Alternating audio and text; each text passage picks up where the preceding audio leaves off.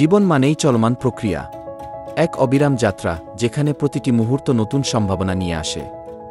আমরা যেমন নদীর স্রোতে ভেসে যাই, তেমনি জীবনের গতিও থেমে থাকে না। জীবন মানে শুধু সুখের গল্প নয়, আবার শুধু দুঃখের পথও নয়।